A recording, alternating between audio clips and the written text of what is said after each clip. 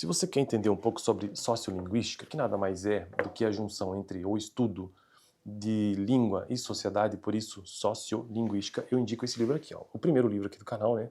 São muitos livros que existem sobre sociolinguística, esse aqui é o primeiro que eu estou utilizando. E eu já finalizei ele, inclusive, mas estou repetindo algumas partes por aqui.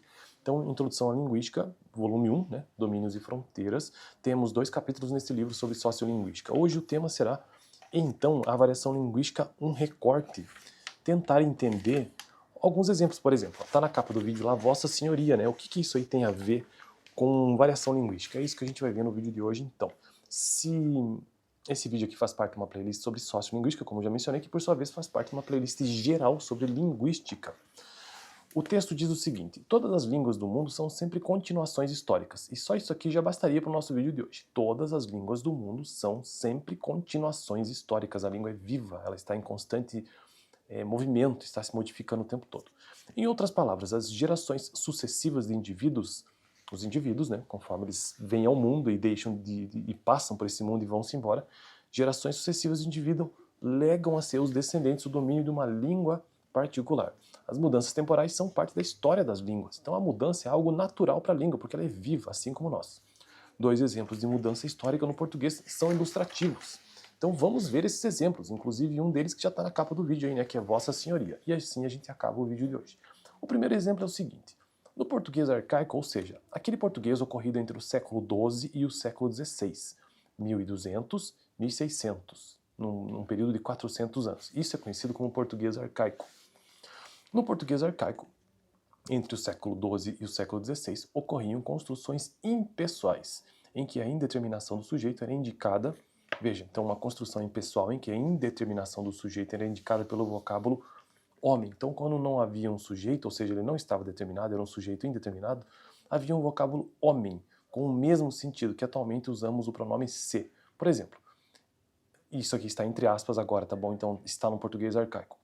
E pode homem ir de Santarém, ir com HY, e pode homem ir de Santarém a beija em 4 dias.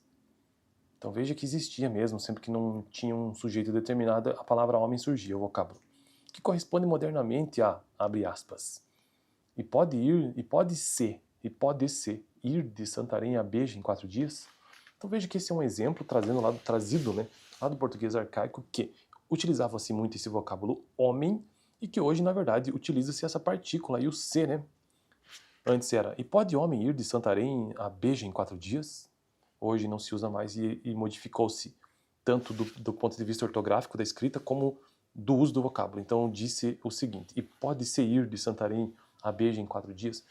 Claro que aqui cabe algum estudo para tentar entender por que se utilizava essa palavra homem naquele contexto. O fato é que houve uma modificação e já não se utiliza mais. O segundo exemplo é o seguinte, que é o tema que está lá na capa do vídeo, inclusive.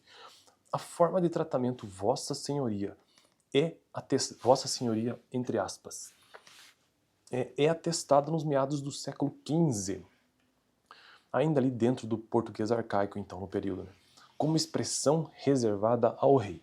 Então, Vossa Senhoria era uma expressão reservada ao rei no século XV. Já no final do século XVI, esta expressão perde o seu estatuto de realeza, 100 anos depois, sendo empregada no trato com arcebispos, bispos, duques, marqueses, condes, além de uma gama de altos funcionários, como por exemplo, vice-rei ou governador da Índia. No plano sincrônico, as variações observadas na língua são relacionáveis a fatores diversos. Dentro de uma mesma comunidade de fala, pessoas de origem geográfica, de idade, de sexo diferentes falam distintamente. É bom frisar que não existe nenhuma relação de causalidade entre o fato de nascer em uma determinada região, ser de uma classe social determinada e falar de uma certa maneira. Os falantes, por fim, para a gente finalizar o vídeo de hoje, adquirem as variedades linguísticas próprias da sua região, a sua classe social, etc. De uma perspectiva geral, podemos descrever as variedades linguísticas a partir de 2 parâmetros básicos, que serão temas desses parâmetros do próximo vídeo. Ou seja, a variação geográfica ou também conhecida como diatópica, e a variação social, também conhecida como diastrática. Beleza? Beleza? Variação geográfica e variação social. Então eu fico por aqui. No próximo vídeo, variação geográfica ou diatópica. No vídeo passado eu tratei sobre o quê? Eu tratei sobre comunidade de fala lá de Salvador, só para ter uma ideia. E se você quer entender, como eu já disse, um pouco de sociolinguística, aqui está o livro que pertence à biblioteca da PUC-PR, então eu indico tanto a biblioteca, tanto o livro como a biblioteca, como a própria universidade, no curso de letras. Inclusive eu sou aluno aqui.